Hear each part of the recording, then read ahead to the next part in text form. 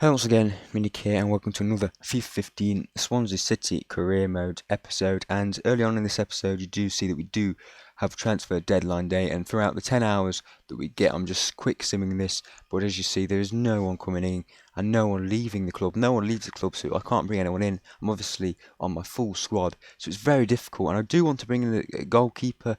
I did plan to bring in a goalkeeper, but you can see here, no one comes in, no one leaves, and we do just end up with the same squad that we had, plus Tyrone Mings and Serge Gnabry and a couple of players. I think one player went out on loan, so it was a very disappointing transfer window in my eyes. I did get obviously Tyrone Mings and Serge Gnabry, but neither of them are really going to change or make the first team any better. I did want a new goalkeeper. I'm not very trustworthy for Fabianski, and Treble is obviously 35 years of age and only 53 rated, and he's soon to drop and could potentially retire. I think he was planning on retiring, I'm not too sure, but he could retire at any point. So hopefully in January we can get a couple of players in. As you see, we do go through a squad report here. You do see some players going up and some players who are the older players, physical stats are slowly decreasing. It's very scary. So next season will probably be one of the seasons where we do buy and sell a lot of players. But we do getting some young guns here, and I do go for James Bentley, the 3-star, 4-star scout, and I will eventually send him out to England to scout some good players, and hopefully we do get some good players back that we can promote to the first team at the end of the season. And of course, the May 1st update is where we get the good players. As you see here, we do go into a game with Southampton, I think a 4th game of the season, and again at Liverpool Stadium. We think we've played here now 3 times or 2 times now in a row, and we do play in the 3rd time as we do have Sheffield United. But as you do see, Citizen comes back and Shelby is pulled forward, and it's pretty much the same lineup as we do have.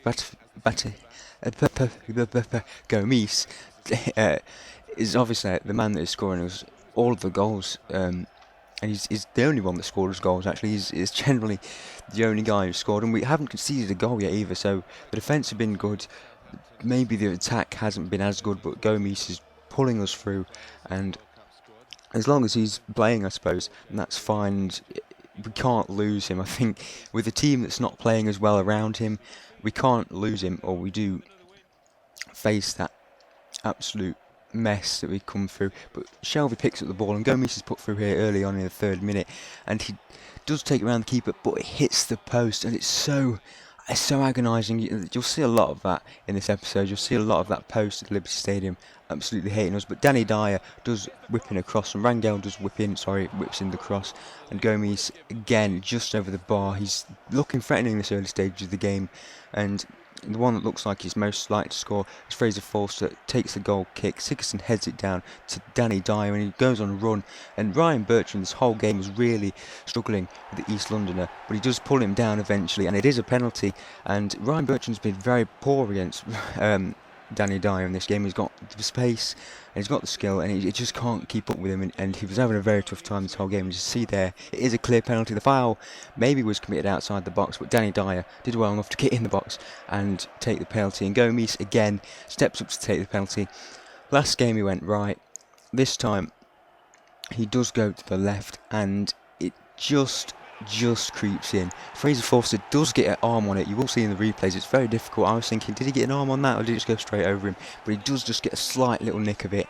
I think it's very hard to see here. It does just get a slight nick, but you'll see better, I think, in the final replay where it really is slowed down. You see it better there. This one, it does just take a slight nick off of his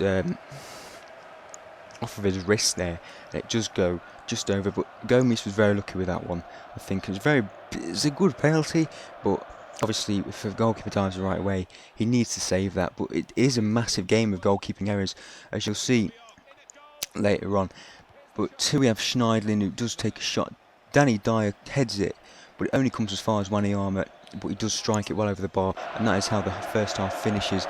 As you see here, Fonte whips ball out, very poor ball actually, and Sigurdsson again with that lovely through ball to Gomis, and he chases it and runs onto it and beats both defenders, but again he hits the post, and it's the most frustrating thing, and you will eventually see why the Liberty Stadium goal post just hate me, I think.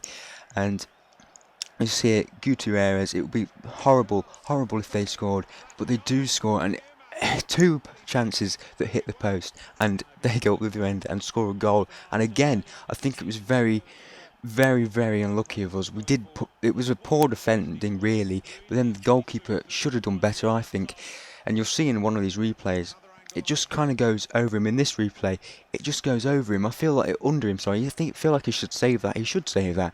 It's a easy save to make, and it just seems to go over the top of it, and I don't know why I did that. But Teflo Gutierrez does get the goal. Telo Gutierrez, I think his name is, does get the goal. Tio, sorry, does get the goal, and it's 2 goals he's got in the Bundesliga. But we do in the Bundesliga and the Premier League. But we do pass it back to Gomis, and this time he can't hit the post surely, and he doesn't. He does go the near post, and it goes straight in, and we're back within 5 minutes in front, and we do take the lead, and it's that man again, Gomis, who's been absolutely incredible. It's another through ball through to Gomis, and the Southampton defence really struggled with these through balls.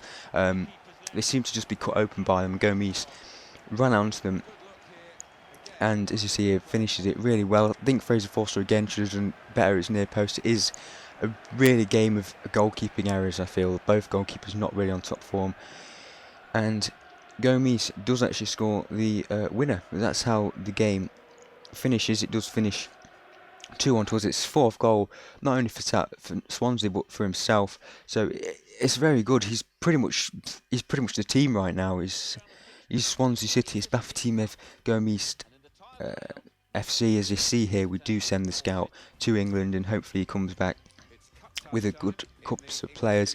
As you see here, we do have the Capital One Cup game. Go straight into it against Sheffield United, again at Liberty Stadium, and I reel in the changes for this one. It's a complete overhaul of the squad. As you see there, some youth, some old, some players are on the bench, youth players that haven't really played.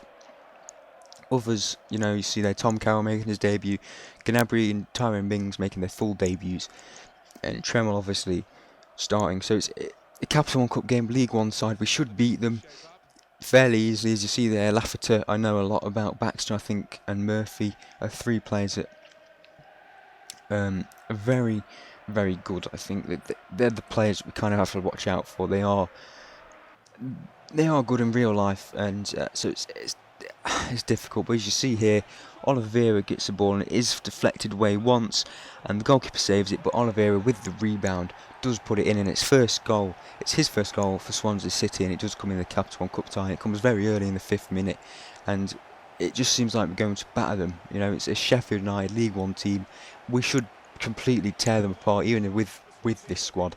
It's not a bad squad. It's good players, good group of players. It's still some players that come off the bench and play in the first team. Some players that would be very good in the first team, but can't get a game at the moment. So it's a tough one, but it's League One, so we should be able to beat them by a couple of goals and have it pretty much done and dusted. But as you see it, we do get the ball again, and this is a very nice build-up play by Gnabry, who does take on his defender and beats him, and then whips in a lovely cross to Nelson Oliveira, but the ball just trickles onto the post, and again it's the post that denies the Swansea forward. And as you see here, Baxter picks up the ball and pays a lovely ball to Lafferty, and within inches of going in front and putting our lead to an unassailable level, we eventually get broken down. And Sheffield United were very lucky. I think they're very lucky. Again, Tremel should have probably done better. Another goalkeeper error by goalkeepers. Maybe we should have looked more into a goalkeeping situation than we did. But it's again very annoying because Sheffield United, I don't think deserved it. They weren't breaking us down. They weren't causing us problems. They were pretty much stale throughout the whole game, and it is out. The half does end this way, 1-1. Very annoyingly on my part, because it shouldn't end 1-1. It should be us in a lead, out of our imaginations, out of their imaginations. But as you see here, Oliveira does get on the ball again, does beat his man, and very well done. He does pass it back to Ki Sung-young, who hits it, but again that post denies us. It's annoying. It's very annoying. As you see here, Oliveira again gets the ball, picks up, passes it to Tom Carroll, who had a very good game this game. I did like using Tom Carroll. He hits it, but it is eventually cleared away. And we're into the dying embers here, and Tremel picks up the ball, launches it out as far as he can to Nelson Oliveira, and he goes on a lovely, lovely run. He takes one on, it goes past another, and he's got the whole space to set himself. He's got a defender behind down him, and he just puts it straight into the goalkeeper's arms, and that is how the full-time finishes. They do have another chance here, but it is a fantastic tackle there. I can't tell you how good that tackle actually was. It was a brilliant tackle to deny them, and that probably would have been a goal. But we do go into extra time, and as Tremel punches it away, the ball comes back in, and again he seems shaky, but it is off the line, I think by Mings.